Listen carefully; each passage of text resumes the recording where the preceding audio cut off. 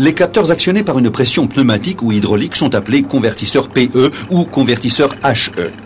Dans notre exemple, une fois la valeur de consigne atteinte, la pression agit sur une membrane qui actionne à son tour un microrupteur, celui-ci fournissant alors le signal électrique.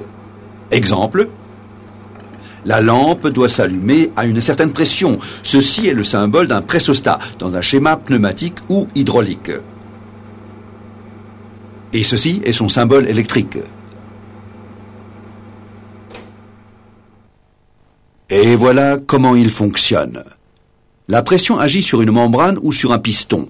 L'arrivée à une valeur de consigne qui peut être variable actionne un microrupteur qui ferme le circuit électrique et fournit donc un signal.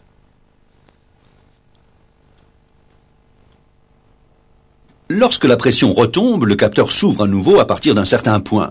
La différence entre le point d'enclenchement et le point de déclenchement est appelée hystérésis du capteur de pression. Celle-ci diffère en fonction des plages de pression. L'hystérésis est due à une résistance au frottement des composants du capteur. Il est important de connaître l'hystérésis d'un capteur car la connexion peut devoir se faire à la montée en pression ou à la baisse de pression.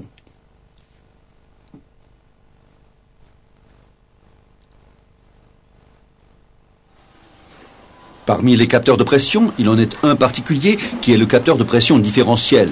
Dans les installations hydrauliques par exemple, ce capteur permet de surveiller l'encrassement d'un filtre à huile dans la canalisation sous pression.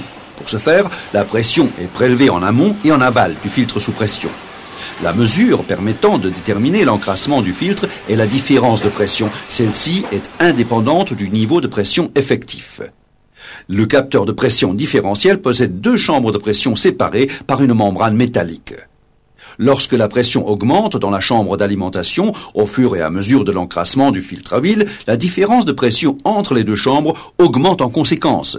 La membrane se déforme et actionne une tige qui se déplace dans le champ d'un capteur inductif, ce qui provoque le déclenchement du signal électrique. Tous les éléments de génération de signaux évoqués ici ont quelque chose en commun, qu'il s'agisse de capteurs à commande manuelle, sans contact ou à pression. C'est toujours un phénomène extérieur qui déclenche le signal électrique dans le générateur de signal, et ce en fermant ou en ouvrant un circuit électrique.